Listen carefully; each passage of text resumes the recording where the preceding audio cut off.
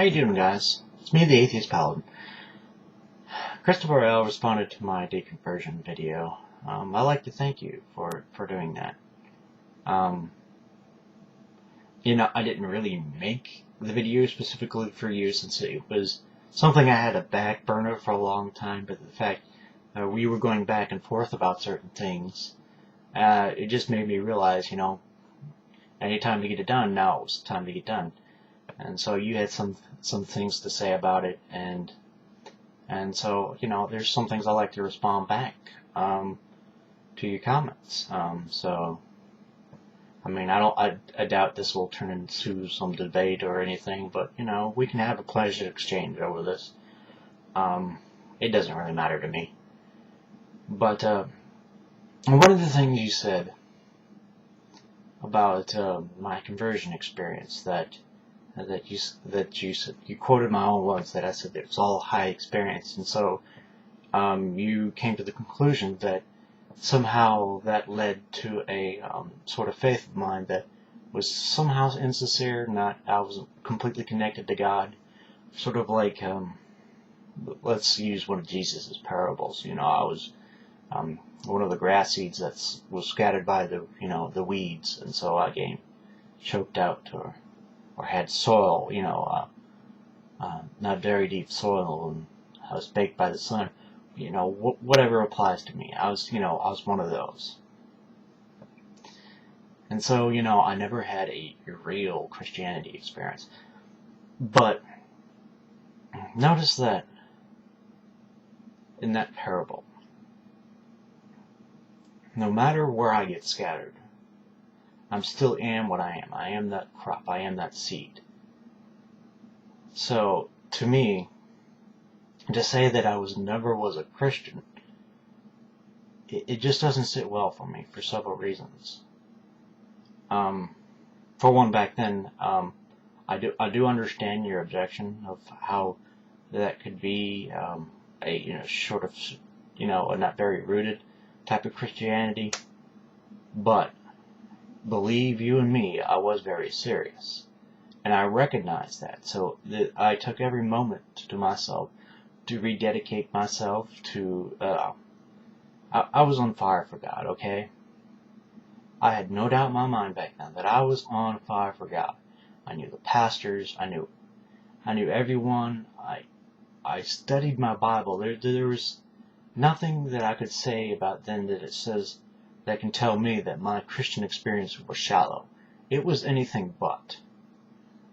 I sought the Lord with my full heart and with full sincerity. So that's one reason I doubt you're saying that I wasn't a real Christian, because I know it. If there is such a thing as a real Christian, I was it. And trust me, if God is real and there is truth, I will end up being a real Christian someday. It does. Now, I'll explain all this later. To digress, but to moving on. But if I was never a true Christian then, and if that be the actual truth, I can never, ever be a true Christian later on. Never. Because I will always having that nagging moment, or that opportunity of doubt was saying, what if you're not a real Christian? If I ever become theoretically saved again, right? Because that will always nag me. Because if those moments in my life was not sincere, then I can never be sure that I'm sincere now. I could be a Christian one day, die the next, and still not know if I'll go to heaven.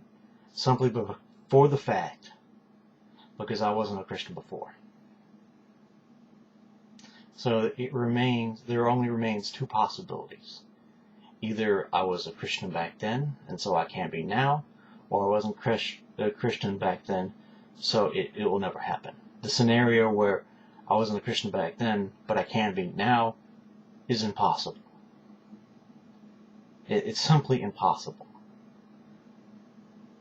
So, I'll never have peace, ever. I can guarantee it.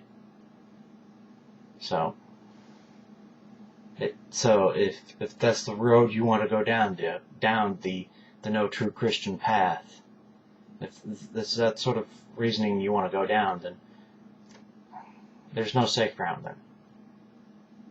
Now I believe, Christians go down this path because they can't believe somebody who would honestly seek God and then fall away. Basically my story. Because if they have to honestly consider that, it sort of erodes their own justification for believing in God. So it makes them consider, what really justifies my faith. And that's why I really believe Christians like to use the no true Scotsman. They have to. It's the only thing that keeps them from questioning their own faith. Let me see.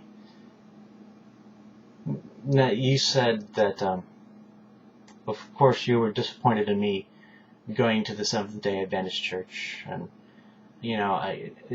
I do tell my stories, my deconversion stories over and over, and I do get a lot of Christians going, "Oh, you were Seventh-day Adventist, or you were Pentecostal. No wonder you weren't a real Christian." And I can see some of the things now, in hindsight, that some of their teachings were always on the up and up. Right? Some of their doctrines weren't all of them right, but I even today I don't think they were all wrong. Some of them was either misguided or misplaced. They making strange interpretations like the Archangel Michael and Jesus was the same person, and they do it with a very few verses. Really, that doesn't matter as far as doctrinally speaking, but I can see why that would be heretical and false and all that. But that doesn't matter to me. I can go to any other church as long as they're very sound. But what the heart of the matter is, and what it boils down to, at the end. Oh, by the way, in that video, before I go into this other point, I did say I did pray. I said that was one of the most honest times that I had the most sincere prayers. I suggest you go back and watch again. I did bring it before God. I did pray, and I prayed hard.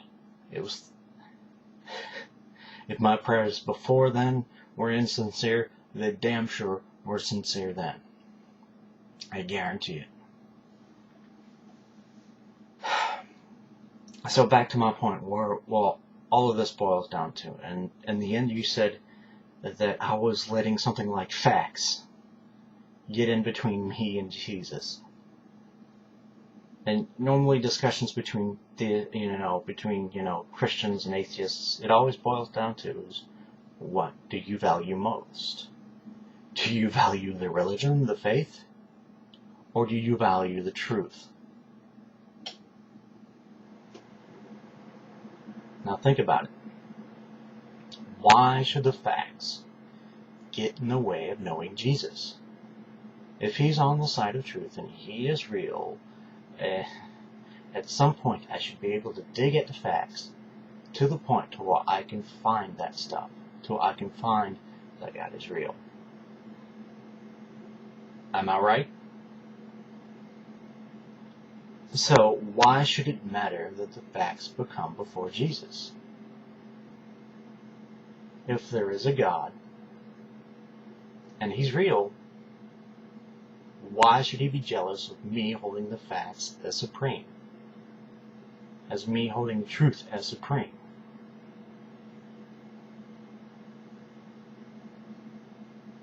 It doesn't matter if I become a Christian tomorrow, or Muslim, or Baha'i, or Awakened. It doesn't matter to me.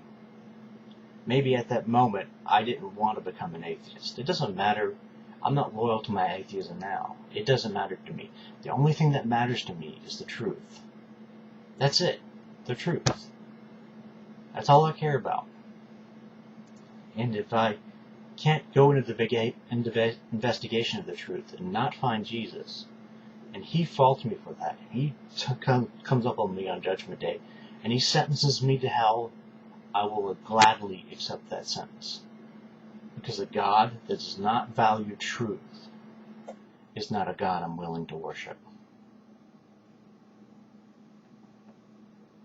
And so that's all I have to say on this matter. So truth reigns supreme, my friends. It reigns supreme over all, even God.